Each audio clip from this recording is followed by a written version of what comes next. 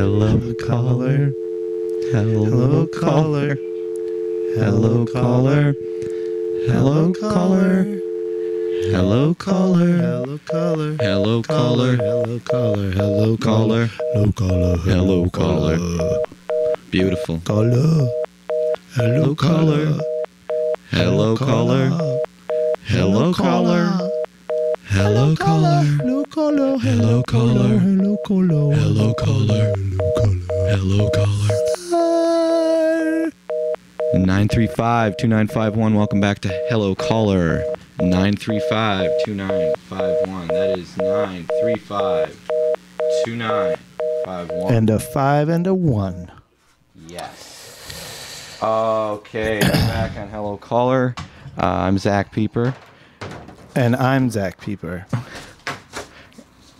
We have a very special treat. This is a call placed to Data Warehouse Helpline Thursday, just like today, March 3rd, 2008. This is a recreation of a call placed to Data Warehouse.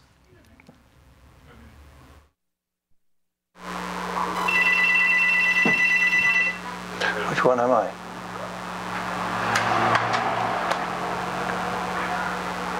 Hello? Hi, Data Warehouse Helpline. How may we help you, or you help yourself? Hi, I have a Data Warehouse report that is showing the wrong figures. You are not using the product correctly. I haven't explained the problem yet. Please go ahead and explain the problem. My monthly report shows my department balance for the financial year to date is $260,000. And now that figure is way out.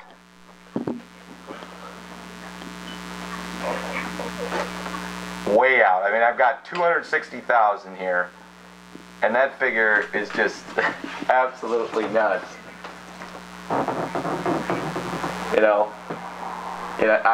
No, it's not out. You are not using the product correctly, sir. Okay, well, how do I know the figure is supposed to be correct then? Because it's in the Data Warehouse. Yeah, okay. But how do we know that the figures that went into the Data Warehouse are correct? Because they are loaded in real time from the source systems. It's accurate and timely.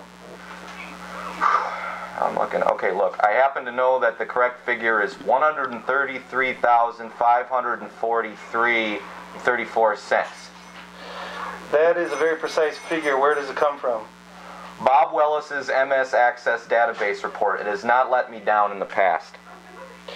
You are foolish for trusting that figure. The Enterprise Data Warehouse is several million times more scalable than an Access database and is available to tens of thousands of users and is loaded in real time. Our figure is more accurate than yours by 1,167%.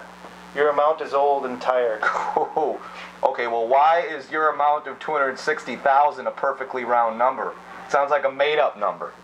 We don't make up numbers in the Data Warehouse. We only make up descriptions and sometimes codes, and occasionally people. You just need to follow the data lineage process report to discover where the amount comes from. Okay, you mean I can find the complete source to target data lineage in a single report now, or? Don't be ridiculous. What you think this is, but what do you think this is, 2008? Carry out these simple steps. You right-click your BI report properties, and under Metadata tab, you find the source table and column names.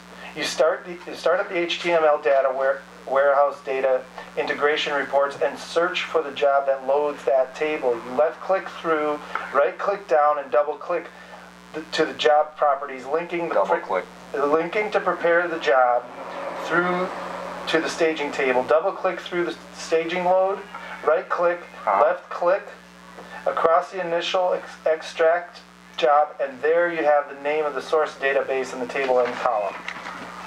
Okay. Bob Wellis's MS Access database. That's it? Yes, this is the one. Okay, you just load up the data from Bob's database? In real time. Our Data Warehouse is loaded in real time, unlike Bob's archaic and non-scalable database. Oh, so Bob's database is updated weekly? Yes. And our data warehouse has a real-time on-demand upload of that weekly data. Perhaps Bob can tell you what his database won't load in real time. Well, Bob died of RSI in 1993. No one here knows how it loads. I click and it just seems to change once a week. That's a sad and uninteresting story. Is there anything else I can help you with? But why are the amounts different? Well, if you backtrack down the metadata chain, back 2 left clicks, 1 right click, and drill up, you will see that your Bob's information must pass a stringent set of business rules or fall through to the default setting of 10,000 per department employee cost setting. How many employees in your department? In our department, 25. Bingo. But that's $250,000. As I said earlier, occasionally the data warehouse loads need to make up people. According to the business rules, your department was 1 person short. I've been telling them that for months. I've been telling them that. Okay, now my OLAP cube report is showing my department cost at $520,000. That also comes from the data warehouse. So the figure is correct. But why is the OLAP report twice as much as the monthly report? You're not using the product correctly. Stop saying that. Why isn't my OLAP report exactly the same as my monthly report? Jesus. Don't be ridiculous. What do you think this is? 2007, your OLAP reporting tool works with cubes and your monthly reporting tool works with rectangles. They each display the data according to the user commands. You appear to lack sufficient training on OLAP cubes. Okay, I'm about to head over there and pound you into an OLAP cube. I am quaking in my boots at the thought of you catching a plane to Hyderabad to personally pound me into an OLAP cube. Please use the product correctly. I wish to speak to your supervisor. One moment, please.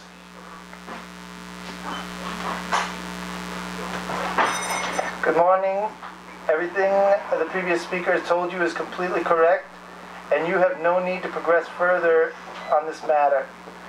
You sound just like the last guy, but with a handkerchief held up over the mouthpiece. I can't... Okay, yes, I do have a muffled resemblance to the last speaker. What? But I assure you he is not me. He has given you the correct help. You are not using the product correctly. Okay, all right, look. If the monthly report figure is wrong and the OLAP, the OLAP report figure is wrong, where do I get a correct figure? I want you to tell me. You can use Data Warehouse Department Audit Report. You forgot to use the handkerchief. You can use the Data Warehouse Department Audit Report. I can use the Data Warehouse Department Audit Report. $137,534.44. That seems more like it. Now, where does that figure come from? Have you learned nothing from this conversation? Reports properly. Right-click into HTML, double-click, left-click, drill through, right-click, move across, and there's your answer. Ralph Emmett's Excel spreadsheet. Ralph Emmett's Excel spreadsheet. Note the analysis long description, even more accurate than Bob's Access database. What makes it better than Bob's Access database? Ralph left the company 2 years before Bob died. Click on the link and open it. You will see it has several linked spreadsheets and macros have been enabled. Oh, wow, that's pretty good. They didn't spend $40 million on this data warehouse for nothing. Okay, thanks for your help. All right. Ooh, we're having a little bit of trouble. Call us. Make a phone call. 935-2951. We're opening up the lines here for a minute. We were talking last time about trying to do a link, social media link. Uh-huh. And yes. We'd like to do that again today. If someone would like to call that knows other people that can work three-way calling to start off our link, essentially what we want to do is start with a post where you describe what you had for breakfast. Right. But and without telling us. You can't specifically say what you had for breakfast, just describe it. Yeah. So no nouns, adjectives, and adverbs. Sure. Zav, give us an example of a description. Well, this morning I had, it was hot and dark and but then it got lighter. I added some light stuff. Yeah. I lightened it up, and then it was sweet. And then it was sweet. Mm-hmm. That was great. Post. That's really good. Yeah. It's good and vague, and it makes me hungry. 935-2951. Otherwise, maybe we can just go ahead and attempt to start it. Should we start right away? Yeah, I think we should start the Let's chain. just get this started. I mean, our last attempt failed. Should we call Frankie? Oh no, you're gonna call Matt. Should we call him? No, call Matt. Okay. Yeah. Should we use that phone probably? No. Oh yeah. Okay. We'll have to use our in-house phone here. So I'll give you the number. Wait, I don't want to say it over the line. It's the top one there. Okay. We got to preserve our participants' anonymity. We are going to attempt to establish a thread, if you will, of three-way phone calls today on Hello Caller. We tried last week. This is attempt number 2 at establishing such a thread. The number you have reached has been disconnected or Okay. is no longer in service. Wow. That was a Hello Caller moment there. Yeah, that one didn't work out. Let's try this one more time. I'm sorry. This is one I give you. This is the correct. It's the bottom one right there. You got a handle on that? Almost. Wait. We will be... Whoa, totally different number. Yeah, wrong number. We will be now calling a one, Mr. Matt Wild, who What's will... the last two there? 7. 7-3. We're going to try right now to just ease into it. We're going to get Matt to establish that post, and then we're going to try to get a three-way call thread going right off of it. And we got a lot in store. Who are we gonna have Matt call? We'll feed him someone. Okay. Hello. Matt, how you doing? Hi guys. What's going on? We caught you again, and we're wondering if you would be interested in establishing a post for us today on Hello Caller. All right. What do you need? We're a little teetery today. There's a lot of energy and excitement. Well, first, could you please describe to us what you had for breakfast again this week? Sure. It was cold. Yeah. It was round in the middle, but square on the edges. Oh my God. It was spicy. Oh. I'm going to leave it at that. Okay. Well, Okay, that was a great post. Matt, we're gonna feed you a number. Can we get that three-way call in? Let's do it. Yeah, let's boogie. Okay, here's the number. Holy cow, I'm gonna have to give it to you over the line. We'll bleep it out later. No one worry. It is 255-6785. Okay. I'm gonna like Who am I that calling? post. Who am I calling? For anonymity's sake, we're going to call her Jay, or Okay. caller 2. Yeah. Oh, right. All right. Good. You would be caller 1 now that we've established. Are we getting anything? Come on, Janice. Jay. Jay. Gee, I hope Alan picks up. I've been wondering what Alan's been up to lately. In the meantime, I'll read this note that I have. It Please says, do. Overpopulation is silent. Overpopulation has brought us great things. Overpopulation is one of the silent destroyers of humankind as we know it. That's kind of related in a weird way. Oh, yeah, that is actually. Well, it's certainly not an issue talked about a lot because, other than forms of birth control, what are you really going to do? Matt, did you find somebody? No answer. We got nothing there. okay. Okay, we're going to feed you with another one. Let's call this person A. We need you to call 414-610-1341. Okay, I'm on it. Thanks so much. Matt Wild establishing our historic social media phone feed. Zav, could you give us a note? Yeah. War and Remembrance is a TV miniseries from the 1989 that was recommended to me to watch. So just putting that out to other people. War and Remembrance. War and Remembrance. You should check that out. Voting is what you think. Voting means what you think. That was a Billboard idea. Voting means what you think. Voting is what you think. Voting means what you think. I have no idea. Yeah. photography. That number, sorry to jump in, that was also disconnected. Wow, we're running into dead ends here today. I feel like a noir detective in one of the last chapters where it just started to rain and he can't find that one person that's going to bring resolution. Oh, man. Do you got anybody that Matt can call on a number? Yeah. 333-5599. Wow, that's a good number. Yeah. It's a really good number. I'm going to like that number. I'm going to verbally click like on that number right now. People also, if you want to text me while we are on the line attempting to establish the feed, give me a call at 303-4578. Give me a text, and we will try to get you involved in this historic Hello Caller conference call party line chain. Essentially a chain of three-way calls. Hello? Yes. Hello, caller. Hello. Is this Frankie? This is he. Oh, hey, Frankie. Welcome to Hello Caller. Is Matt on the line? Yes, I am. Oh, great. That would make Frankie caller 2. Frankie, so much for being here. We were wondering if you could help us. We're trying to establish a social media network through the phone, and we need you to call someone else on a three-way number and create a feed. But first, we need you to describe without explaining what you ate for breakfast today. Don't tell us what you ate for breakfast, but describe it. I can't describe it because I didn't eat anything. Oh. Oh, I'm going to go ahead and unlike that. I think I'm going to verbally click unlike on that.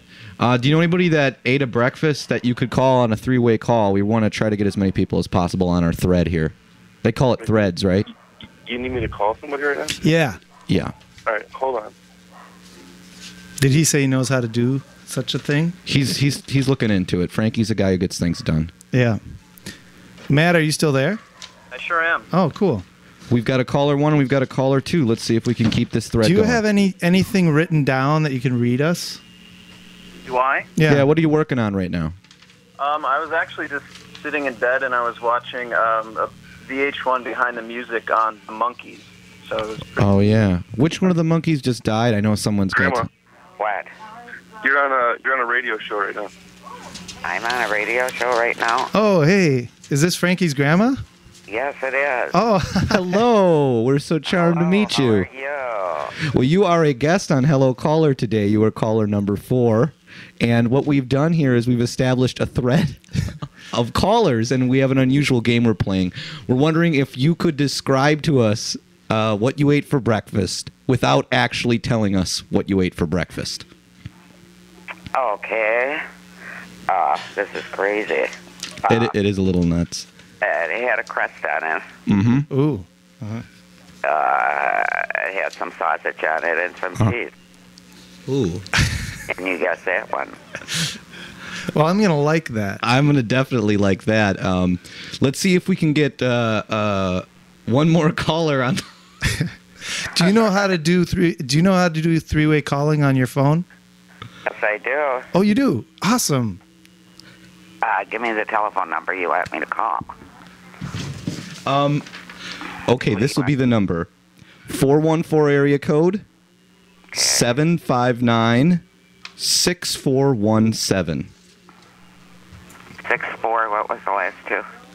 6417. Okay, hold on now and don't hang up. Okay. And then I'll click you back on when the person answers. Could I get a little chorus of the other callers? Caller 1, did you want to click like or unlike on that breakfast description? I'm going to click like. Okay, like. caller 1 is verbally clicked like. Caller 2, you going to click like or unlike on that?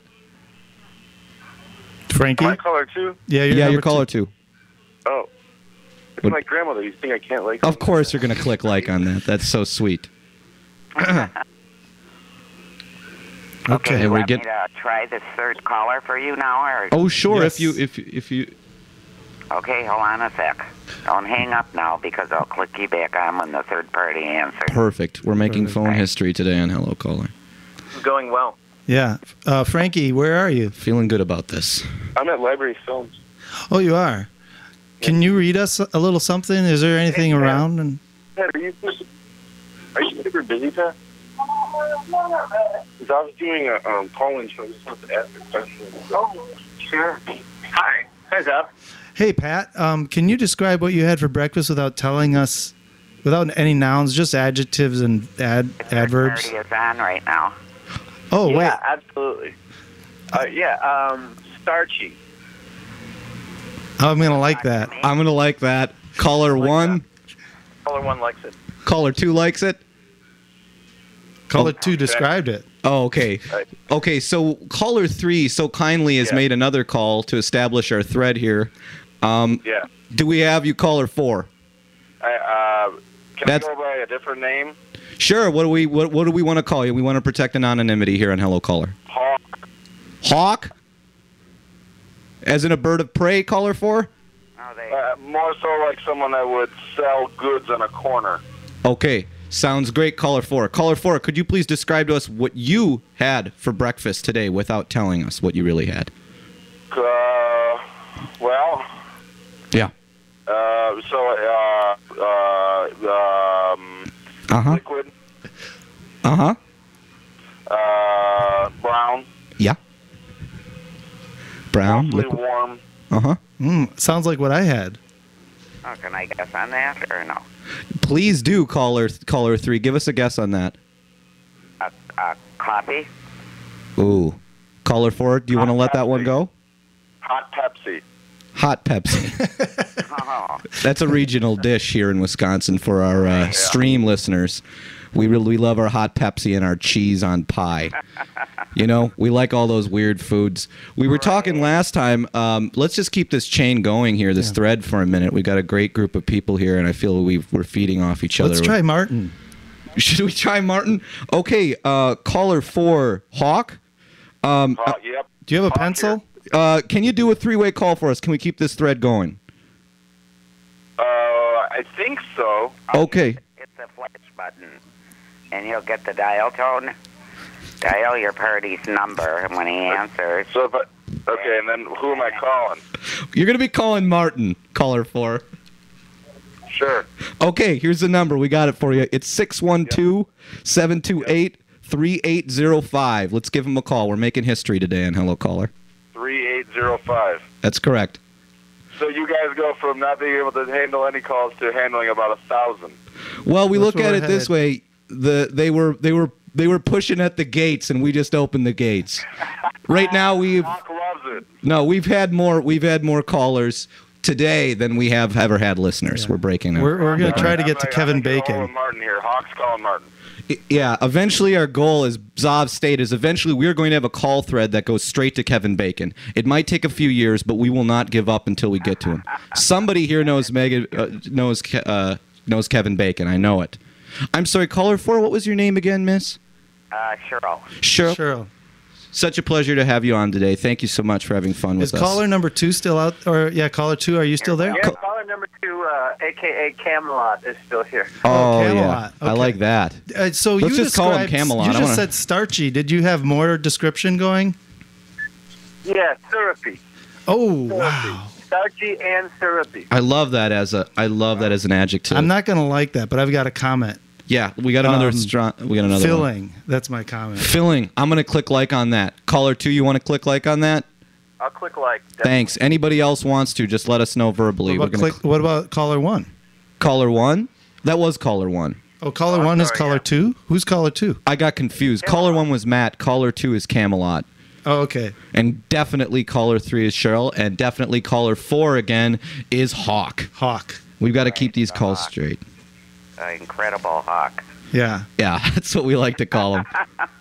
You know, I'm going to pretend like I don't know Hawk, but Hawk has got quite a past with us. Right. Martin didn't answer. Oh, darn it. Oh, our thread has reached some problems. Well, is there anyone that you think that you could get a hold of, Hawk, on there? I know that you got people on the phone all hours of the night. You probably got welts on your ear from how often you're on that cell. Boy, if these ears could talk. Yeah, if those ears could I like that. I think we got a. Can I get a chorus line of likes for that comment by Hawk? Caller 1. Yeah, let Hawk's gonna look through his Hawk phone. Give Hawk a second. Okay, give a Hawk a second. Well, we were discussing breakfast, and on social media a lot. I don't know if you guys all use the Facebook. Cheryl, do you use the Facebooks? No, I don't. One of the things that we notice that people like to do is take pictures of their breakfast and show it on there. And we were curious as about why people do that. So we thought, well, what an interesting program it would make if we could attempt to recreate the live interactive excitement of social media through the plain old telephone. Yeah, through the old-fashioned phone. Sounds good. It does it. Are you sound? the Is everything? organizer of this? Yes, well, that would. You are. Yes, I am actually. Oh. Can we buy stock in your company? You absolutely can. We are looking for legal consultants and legal advice. That's one thing that we like to have on hand. Frankie's uncle is an attorney. Oh, really? Yeah. Well, that's something we need to talk about. Yeah, definitely. We definitely need to talk about that. Frankie never told us Which about uncle is an attorney? What, honey? Which uncle is an attorney? Well, I don't know if he, no, wait, come to think of it, I don't know if Uncle Dave still has his license. I'm going to like that. But, he's very smart, and I'm pretty sure he did have his license at one time. I don't know if he kept it up. He's such a businessman. We need to know more of those attorney, businessmen. Frankie? Yeah. Clifford What about your Smith. attorney? Oh, he's an entertainment lawyer, Grandma. Yeah. Oh, that's right. Well, Oh, we need an entertainment lawyer over here. Oh, yeah? You guys have one? Well, need one. I have what I could be considered a pretty impressive collection of business cards by various lawyers, but I have yet to acquire one for entertainment industry endeavors. I wonder how this phone call is going on the On the end. Hawk. Caller 4, Hawk, are you still with us? We got to watch our time here. People are busy, have things to do. It's a busy, beautiful Thursday. We're gonna have to put Yeah, a cap I'm trying to on call this. someone named Bulldozer. What's that? bulldozer? Is Bulldozer on the line? I'm trying to call someone named Bulldozer. Hawk's trying to get Bulldozer. Camelot, are you still with us? Yes, I'm still here. Beautiful. Yeah. Caller 1. I'm still here. That's great. How's VH1 behind the music? Anything happening out there in other mediums? Not much. I did No, see not that much at all. Van Halen is postponing their Bradley Center. Ugh. I'm a little distraught right now. Oh, my God. You can be someone who no one at all is interested in, and if you have the right business placement, somehow people will still meander in off the street. Isn't it amazing? And lay down money because they're too drunk to know better. And True. I don't know what to tell you. Well, it looks like we might have to put a cap on this today. Yeah. All right. It was nice talking. It was such a Thank pleasure, you. Cheryl. Caller 4, thank you so much. Caller 3, Camelot, thank you so much for participating. Caller Hawk. No, that was caller 4. Hawk, thank you so much. Cheryl was caller 3. Caller 2 is Camelot, and caller 1 is Matt. Okay. And we're caller 0. And we are caller 0. We're just the Facebook. So thank you again for calling. Hello, It was caller. a pleasure talking to you. A pleasure Thank you. talking to you, caller. Bye, Frankie. Bye, callers. Good afternoon. Bye, everyone. Bye, everyone. All right. Bye. Next time we should sing a song together. That would be super. We should sing Hello Caller together. Oh my God. Well, that was closer. We got a little bit closer, and I kept being worried about totally failing, but we're getting closer. I can Yeah. taste it. Next time I want to do a round. I can Row taste your that boat. Kevin Bacon in the distance. And someone eventually we're going to get on the line. Someone will be like, "Oh, Carol, she went to Dartmouth and her roommate, she knew Kevin Bacon. Maybe she still has his number. I don't know." But we tried it. Everyone was good sports. I like that. Why not have fun with the phone? You're sitting in front of a glowing box for most of your life now. Yeah. I'd hate to see the statistics on that in another 10 years of how much of one's life is spent in front of a glowing box. I have to say I felt nervous.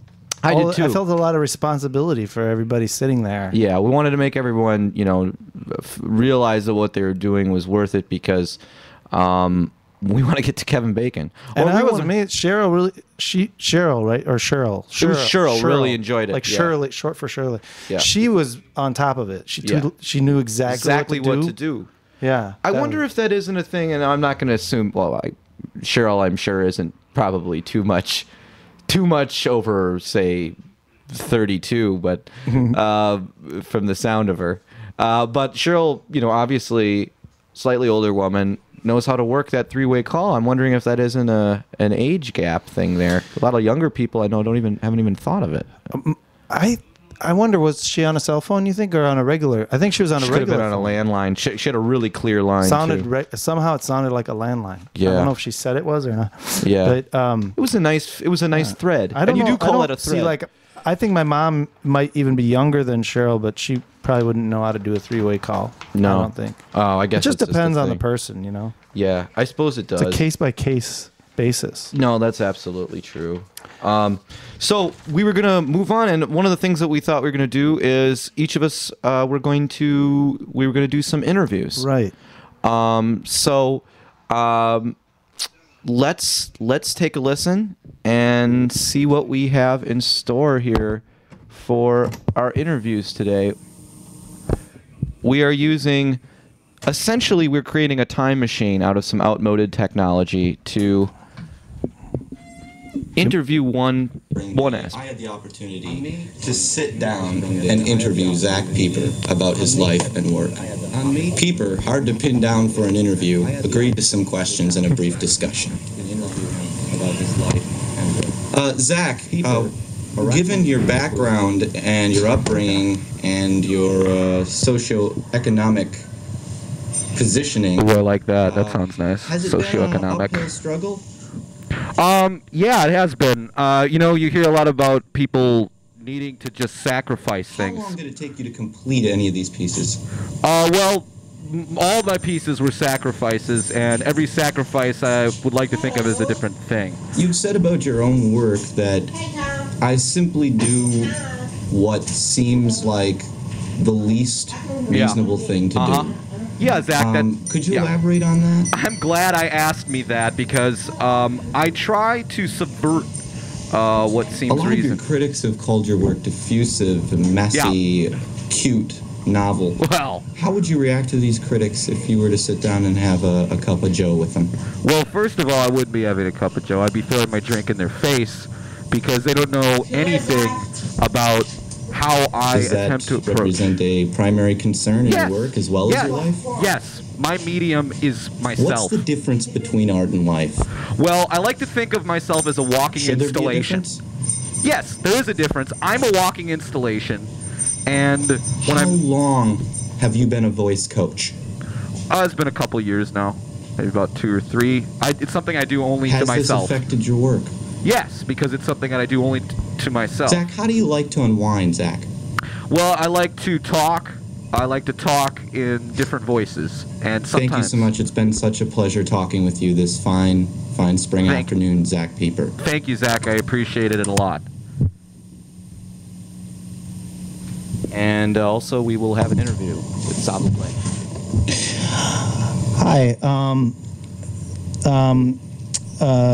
We're here at Rear West Radio, and this is the Hello Caller Show, and I have with me another guest, and his name is Zav LaPlay. Hi. Welcome, Zav. Oh, thank you.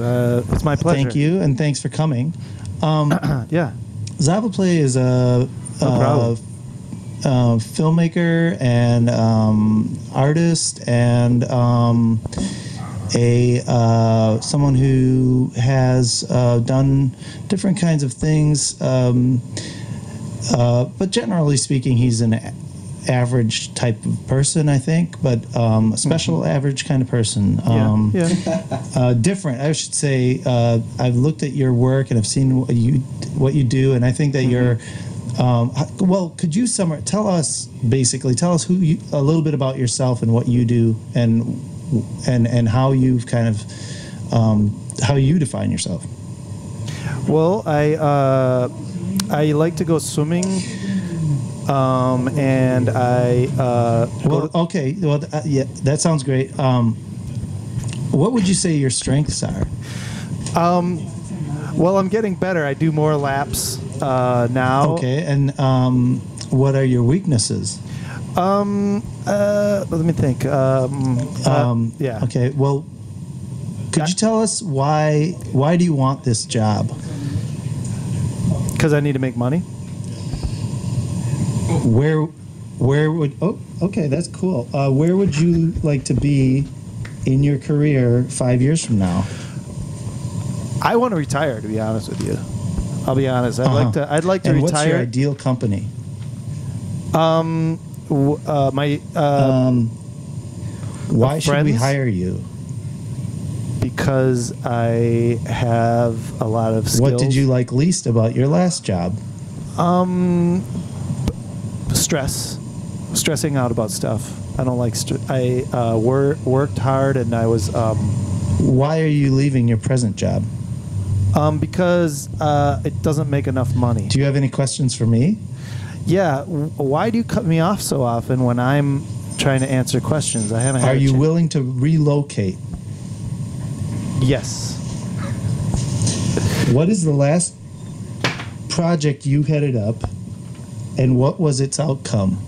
The last project I headed up was this radio station. What was the most difficult period in your life, and how did you deal with it? Probably when my dad died, and also when I broke up with Jennifer. I would say it's a toss-up. Both of them sucked. What assignment is too difficult for you? Okay, thanks. And we're going to get back to Hello Caller, really? And I'll just pass it on to Zach. Thank you. That's a big deal. Thanks for coming in, Zach. Oh, you're welcome. Bye. Wow, you were kind of pushy a little bit there with yourself, but at the same time, it was like you really got to the heart of the matter in a few senses. I guess it's funny. The questioner is kind of like the aggressor, right? Yeah. There's something aggressive about the questioner. It's sort of the relationship is like predator and prey a little bit. Well, there are journalists who do take the technique that, depending on their subject, if you will, that certain people need to have information coaxed out of them. They need to be gentle and careful and whatnot, and proceed with much discretion. While other interviewers go for that hard hitting in your face style, thinking that through shock they're going to get something out of you you haven't gotten out of before. I want to remind our callers that our phone lines are open 935-2951. If you had any questions for the interviewers, the artists are already gone, but the interviewers are still here. Yeah. I had something to say about that, and I forgot what it was. It was something along those lines, and I forgot what it was. Oh, darn it. I'm sorry. Something to do with that question thing. I don't know what it was, though. I forgot. I totally forgot. Maybe if you start with the last thought you had and follow it backwards. Or if I try not to remember, then it'll happen.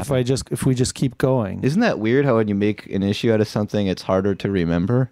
It's really interesting. It's a bizarre thing. I'm sure that some scientific journal will explain that one day, or already explained it. I just haven't stumbled on that. Yeah. The answer yet. Right. So, I was thinking maybe we could do another. We've always had technical difficulties, and technical difficulties are always really a source of delight for me, and I would imagine to some degree they are for you as well. Technical difficulties can be a lot of fun. Well, I'm one of those people, maybe it's kind of, I'm a product of the 60s and 70s or something where, it goes back and pretty far back to like the modernism, but sure. I'm influenced by that notion that, there are no real mistakes. And that actually, maybe it comes from Darwinism, where like mistakes actually are sources of solutions. No, that's amazing, because if you look at my notes here, we both bring talking points. Look at what I wrote without knowing you were going to say that right at the end. Read that. Great breakthroughs of the 20th century. Mistakes were no longer considered failures. Wow, yes, and we didn't talk about this. Right. Well, I wrote some notes called on failure or on something lacking, and one of the things that I was talking about with you the other day is that generally I am interested in the idea of failure, and I would rather say idea than concept. Oh, we got a call here, people. Hopefully, it's a good one. Bingo. Hello, caller. Hello, caller. Hi, this is Mike. Michael, how are you? Do you have any thoughts on failure? On failure? Yeah. I had a question for you I was hoping to ask for both of you guys. Yeah. Okay. I was wondering if you've ever felt the need to interrogate someone or some subject. Interrogate it. That's interesting. Yes. You have. Definitely. I often feel like interrogating someone like. Are you referring to sort of like a Abu Ghraib style, or are you talking about just like interrogating in the sense? I don't necessarily mean like rendition. I mean like you might like, have you ever felt the need to like vigorously, aggressively question a person? I'm thinking of how you might do that with a person, but how they also say, like, an artist or a writer interrogates the subject. So have you ever engaged in that sort of interrogation, I guess, is what I'm asking.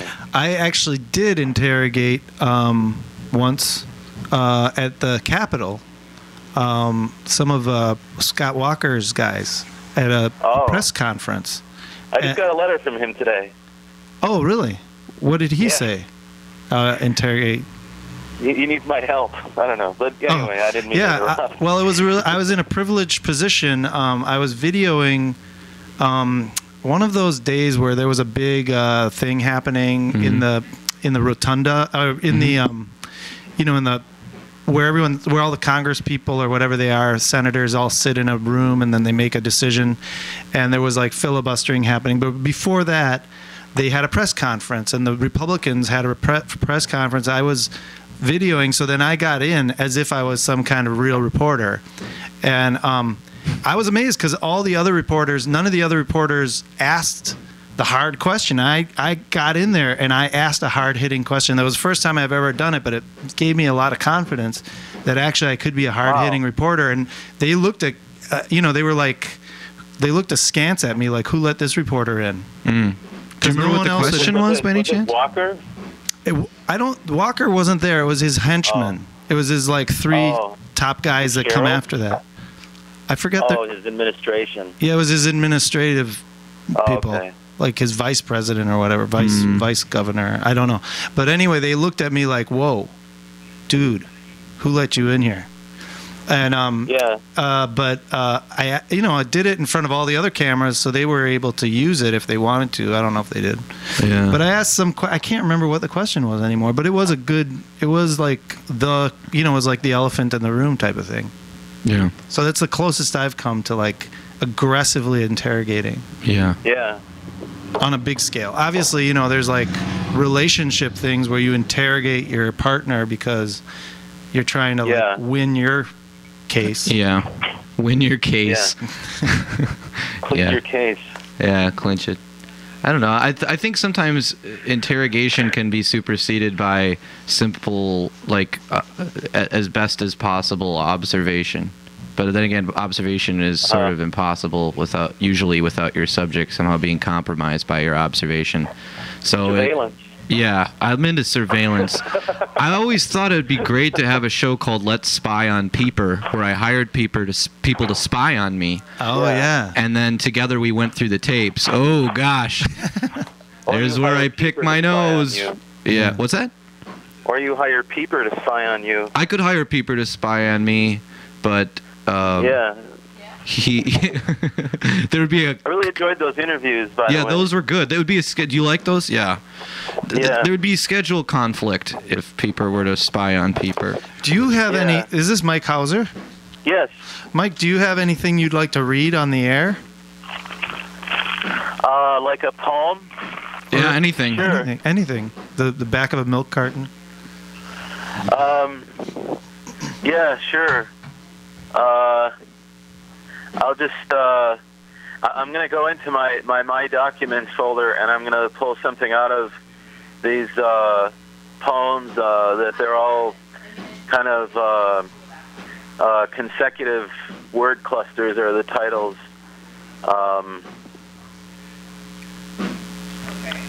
This poem is called Misty-Eyed Coke Bottle Stimulus Coveraging Its Own Playa Palpable Porch Swing.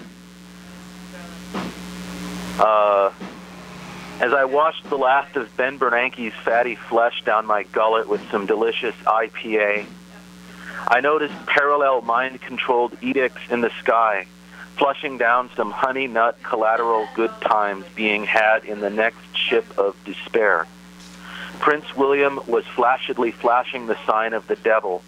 The watchword was 1,948,373 letters and visible in the sky on those nights when Sky Cult spooning Navy SEALs crashed on the GDP. Fake-ass graphic detail is now suddenly your personal forum for brain editing? I think not. Nicki Minaj would never sign your boobs, not even if you were in the Illuminati. Collusion twixt the military-industrial complex, the scientific community, and Jimmy Dean breakfast links forever, forever, ever, forever, ever. I watch my bills and money. How about you? Once tweeted, you fence in your operatic musing, and I'm all coming up on your side, at once wishing you a Merry Christmas and a very painful death. In that same moment, you're leading a bunch of camels with so much shit on their backs through Home Depot, crunk yet mellow, musing that democracy would look a whole lot better crumpled up on your floor in the morning. Sheep look lonesome at red lights, and you would savor one of those classic posts where a trickster posts themselves trying on culottes and critiquing monetary policy, and Jesus comments like, "What?" Make this a MIDI to stick around for, and I will tell you why the IMF will not let go my ego. I'll show in which bunk I keep the spunk and the winning sidearm pillow talk, and I can't promise you no violence, but there will be pickup and there will be spasmodic hyperfracking as consolation. As we devotees of the paint myth believe the misty past is now up, stretching and yawning, unsheathing something out of focus. Just let me know because we're down. Now, I'm going to tell you how I feel right now after reading that. I feel like that poem fucking sucks. Oh, sorry for swearing. Oh, no. Now we have to beep it out. You know what? I'm sorry. I was talking over you. Could you hear me talking? Yeah, I heard a little bit of talking, but that's okay. Yeah, because I slid the mics down so that we could plan something out, but we were listening at the same time. So I heard it. I don't know. I don't think that was bad at all. I thought that was really nice. Yeah. Well, I'm just telling you that that's how I feel right now. Yeah. Did you just write that? No. Oh. No. I wrote it several months ago. Oh, that's how you feel about the poem, or that's how you feel the poem is how you feel? I don't know how the poem feels. The poem is confused. Well, I mean, I think a poem like that, the idea that it could be good would actually be bad for it. Like if a poem of that sort were actually so-called good, like if it had, I don't know, more, what would make it good? I have no idea. I don't know, because if it were so-called good in some way, then it wouldn't be what it is, which is essentially a nimbus. Well, it's attempting some sort of an effect. That's true. I enjoyed the poppy texture to it, the sort of pop things mixed in with the more sort of classical poetry language. What was the title again, Mike? I got to scroll back up. Misty-eyed Coke bottle stimulus coveraging its own play a palpable porch swing. Well, see, right there, right away, as soon as I hear the title, immediately what that signifies to me is that I have to be in a place where sounds are preeminent as meaning. So therefore, it just seems like someone dismantling the landscape and reassembling it to create a sort of musical structure. So I wouldn't say that it would be something that could be good or bad. It wouldn't really matter. All it could be would have an accuracy of effect, like you were saying. And I actually had very nice consonant sounds and nice clicks and whatnot. And we could be all technical about that. We should have a writing workshop episode with Collins. That would actually be a nightmare. Yeah, would it be? Well, for me personally, I actually really maybe because I'm not a writer. I don't call myself a writer. Even though obviously you should. It's one of those things. Easy. I always say I'm a filmmaker when I'm making films. Right. I'm an artist when I make art, and so I'm a writer when I write. What other definition is there, in a way? but I don't actually. I often call myself an artist, a filmmaker, a performer, or whatever. But I rarely ever call myself I've never called myself a writer. And maybe for me, there's a certain part where I really enjoy going into this realm, where I feel like you two are in this realm all the time. So maybe for me, it's like I have a different view of it, but I love going over this stuff. I love listening to writing and when you're not engrossed in a certain medium, it is like this tropical oasis or island or something. It seems extra exciting because you've never conditioned yourself to understand so-called understand how it operates. So there's magic. It's more of a new experience for me, where maybe you guys have actually done a lot of writing workshops. I'd love to unlearn so much of what I've learned. Yeah, I feel that way about art. Hopefully one feels that way about lots of things. Yeah, and filmmaking. Yeah. But it just seems like a constant process of unlearning, and when you do learn something, even that somehow has the satisfaction of unlearning. But why do you feel the way you do about that poem, Mike? But now, I know you said right now, so that maybe it's just kind of embarrassing. I'm hypercritical, and I cringe at things as I read them. I'm hypercritical. Right, I am too. I hate everything I do, basically. Yeah. Which is something I'm trying to learn. Teeth and comb? No. Well, probably. If you had it on video or something, I hate that cringe, stuff. Yeah. But maybe that's like. Do you think that is a mechanism for creativity, to be to be so hard on yourself is how you do better work? I think it can be a mechanism for creativity, or it can just it can stop you from being creative. I think if you focus on the work and not on yourself, it can be a mechanism for creativity. But I don't agree with the idea of being a perfectionist necessarily either. Yeah, I just think about it a lot because so many of my creative friends are extremely self-critical, and some of those extremely self-critical friends are also some of the best artists or musicians and film, whatever, they creators of things. And yet I have other friends who, love to boast about how great what they do is, and I kind of want to learn that behavior. It's not as though you take a tact, you know what I mean? Like be a little more like, bring it, so to speak. Yeah. Well, when you talk about a mechanism for boasting, that makes me think of hip hop. Yeah. That's a perfect example. Shout outs and mad props. And how like MCs like Rakim, who are by all appearances very humble in their lives, but there's kind of there's a mechanism for boasting built into hip hop, and it has to do with like how it started with like being at parties and like rival crews and having to establish yourself. And the streets. I think the streets make it's more like warfare out there, and so people can't mess around with humble. Oh shucks. Yeah. They can't be all aw shucks about stuff. Yeah. What's the time? If you read the history of hip-hop, you realize how important parties are. Yeah, partying is important. I think you once said, I'm afraid that once I realized there was no God, I realized I had to party a lot.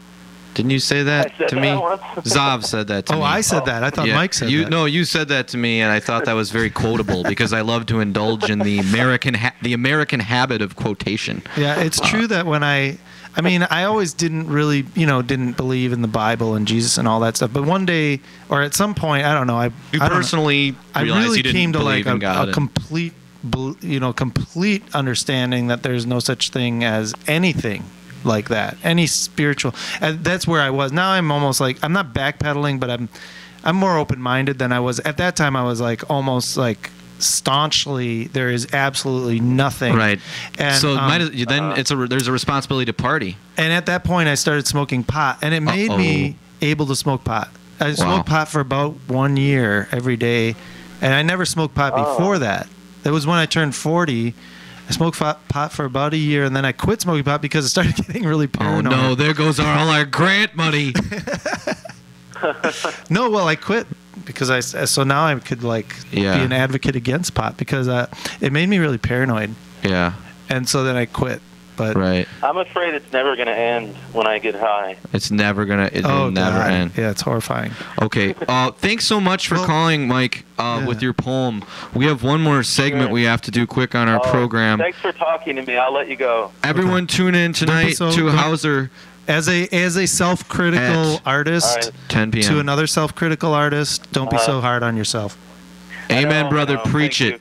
Hello caller is sort of like a prayer because when you're calling on the phone, you're usually figuring something out or asking for something. So we like to consider your calls prayers. Here on Hello Caller. So if you would like to call in a prayer and pray with us. This is a prayer, and I'd like you to listen in, Michael. This is a prayer. We are doing a reenactment of a call. I'm gonna get off the phone and listen in. Okay. Thank you. All right. Bye. Bye. Bye, Mike. Here is a call. Try it again.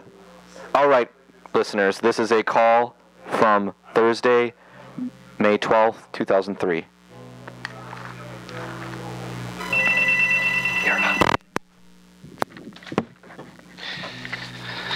Ridge Hall Computer Assistance, may I help you? Yes. Well, we're having trouble with WordPerfect. What sort of trouble? Well, I was just typing along, and all of a sudden the words went away. Went away? Yeah, they disappeared. So, what does your screen look like now? Nothing. Nothing. I'm saying it's blank. It won't accept anything when I type. Are you still in WordPerfect, or did you get out? Okay, wait. How do I tell? Can you see the C: prompt on the screen? What? What's the C prompt? Never mind. Can you move your cursor around the screen? There isn't any cursor. I told you it won't accept anything I type. Does your monitor have a power indicator? What's a monitor? It's a thing with the screen on it that looks like a TV. Oh. What? What? I don't know. Well, then look on the back of the monitor and find where the power cord goes into it. Can you see that? Yes, I think so. Great. Follow the cord to the plug and tell me if it's plugged into the wall. Hold on.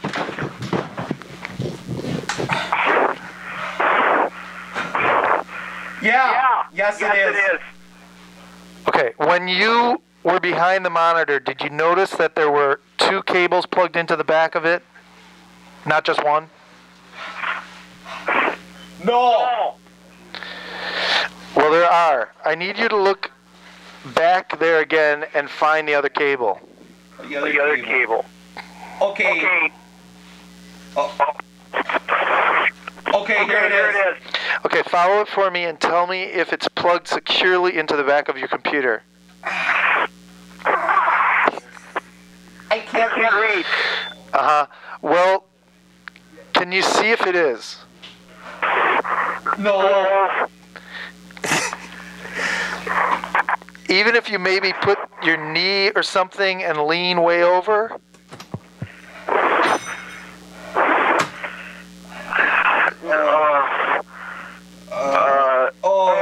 It's not because I don't have the right angle, it's because it's dark. Dark? Yeah, the light is off, and the only light I have is coming in from the window. Well, turn on the office light then. I can't. No, why? Why not? Because now there's a power failure. A power failure? Aha, okay.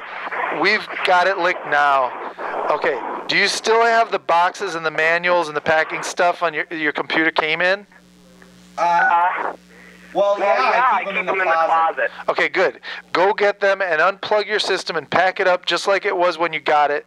Then take it back to the store you bought it from. Oh, really? Is that bad? Yes, I'm afraid it is. Oh, well, all right then, I suppose. What do I tell them? Thank you for listening to Hello Caller. Thank you for listening to Hello Caller. Hello Caller. Hello Caller. Hello Caller. Hello Caller. Hello caller, hello caller, hello caller, hello caller, hello caller, hello caller.